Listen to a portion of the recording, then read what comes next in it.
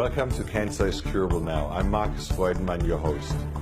While writing the book, we've been actually researching a lot. And it's been quite amazing when you go through and you research every single thing that's to do with cancer. And as you can see, it's quite it's a Bible.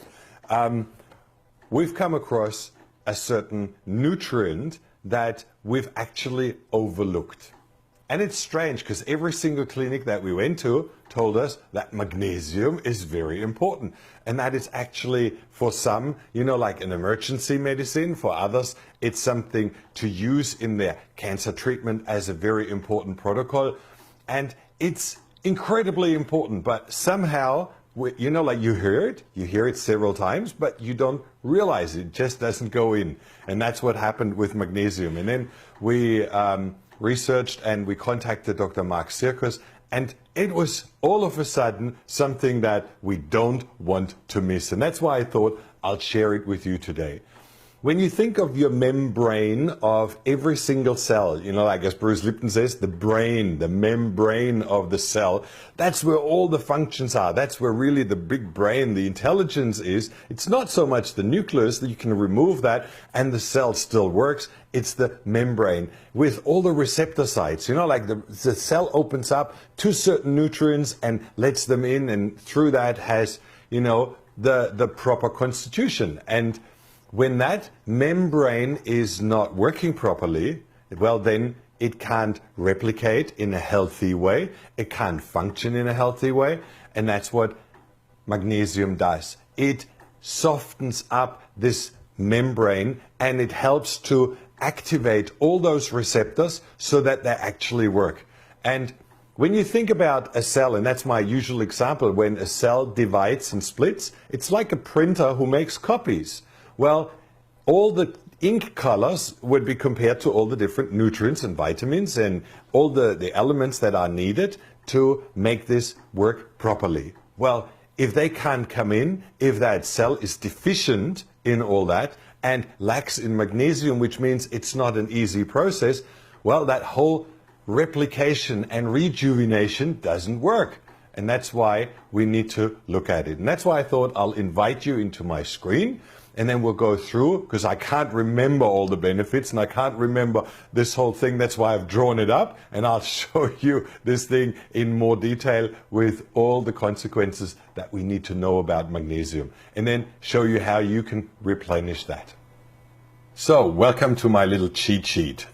We've done all the charts in our book about different elements and nutrients and vitamins in this form to actually give you an overview. And we always start pretty much up on top in the middle, and then we go in a circle clockwise around so that we explain all the different elements. And I thought I'd share with you the magnesium chart now because it's really important. Deficiency leads to cancer, and about 46% of the cancer patients have hyposomia. They are so low in magnesium that it can actually be part of the reason. Now, why is not every doctor telling you straight away that you have to take up magnesium? In actual fact, to relieve a lot of symptoms, and you will learn about that, and a lot of problems, and to strengthen yourself right away. Well, because it's very powerful, but it's very cheap, and it can be prescribed. It's not a drug. It's a natural element. It's a remedy that everybody can give, every naturopath can give, and you can buy it in every supermarket. So doctors are tending to ignore that. They're not trained to share that with you because they don't make a lot of money for pharmaceutical companies. But it is very important. Now, low magnesium dramatically increases free radicals in your body, which is already a very big problem in itself. And you don't want that. You have to have a high intake of antioxidants just to cover the problem that is caused by low magnesium. Every disease is about 3 times worse than without, or with plenty of magnesium in your body. And it increases all the pain levels because it's really related to cramps, to hardening, to getting stiff, to, everything that is uncomfortable within your body. Now, a lot of people would ask, why are we so low in magnesium? Well, it's pretty simple when you look at what the main culprits are to drive it down. When in Hiroshima, the bomb was exploded and they tested the urine of all the people in that high stress level, well, magnesium was in their urine. It's excreted by the body. It's one of the most important elements to deal with stress. So if your levels are low, then you deplete even worse. And that's why stress becomes a lot more overwhelming if you are low in magnesium. Alcohol depletes it. Sugar, salt, high calcium diets.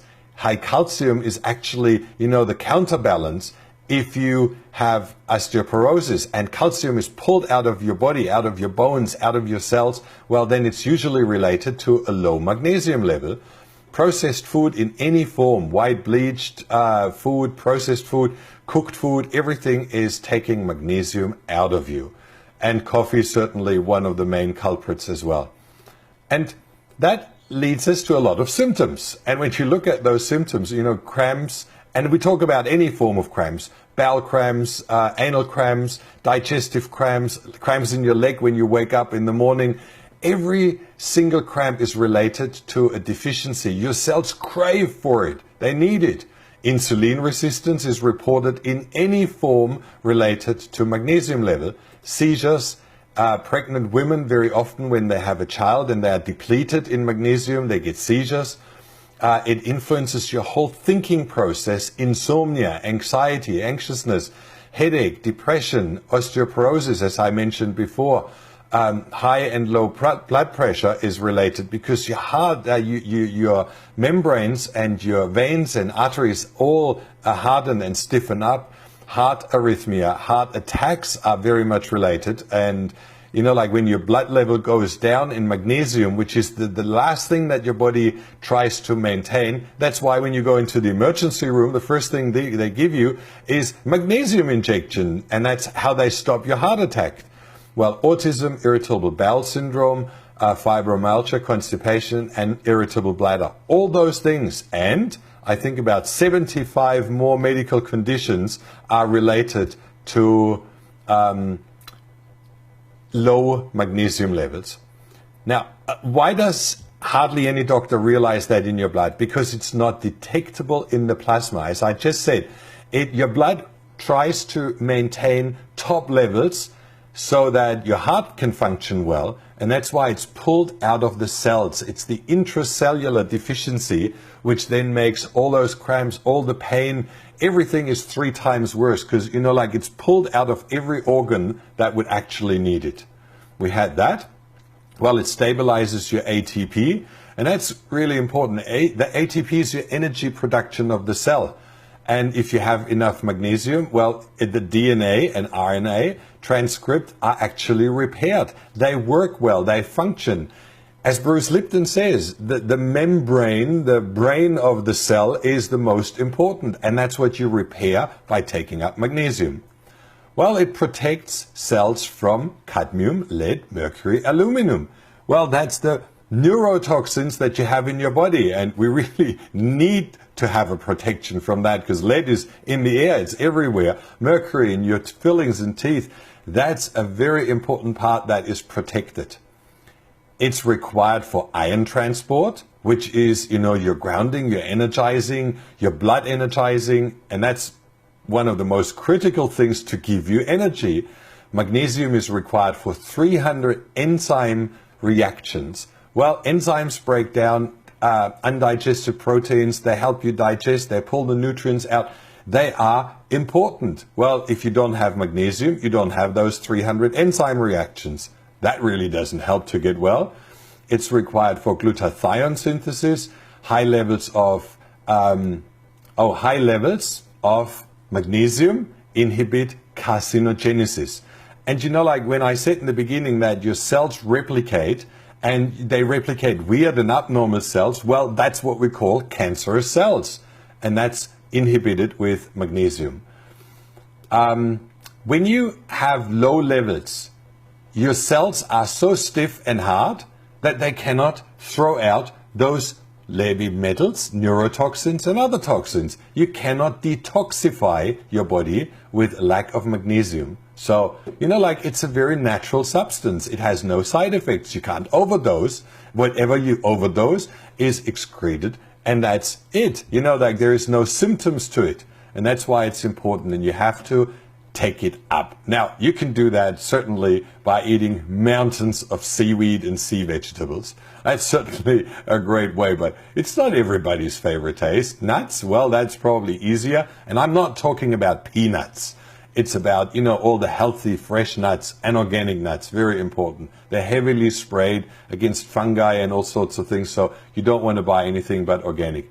Greens and vegetables, broccoli, beans, they all contain magnesium, but you really have to eat a lot. And that's why there is different ways for uptake. And the very most important, if you are very deficient and you're suffering from cancer, is certainly to do it via intravenous treatment. Go to a doctor, have your levels tested, and then have intravenous magnesium. Have that trickled in over a period of 3 weeks, like ongoing, so that you fill up all those deficiencies, and you will see you feel so much better in a very short time. Transdermal, that means you spray it on the skin in form of a solution, in form of a magnesium oil. You have it sublingual, and that means you spray it underneath your tongue, which is very, very immediately absorbed in your body, like homeopathics and the other remedies. You have a foot bath, which is very relaxing, and for elderly people who don't want to get into a whole bathtub in and out, and which is, like a little bit more involving, you can just do a foot bath and do that every evening, a warm, really hot foot bath with those magnesium flakes, and you put them into your bath, and then you go and sleep afterwards. So much better, and you have slowly replenishing all those deficiencies. There is a very limited oral uptake, because if it goes through your digestive system, it doesn't really work that well, and you need to take quite a lot orally before you can fill them up.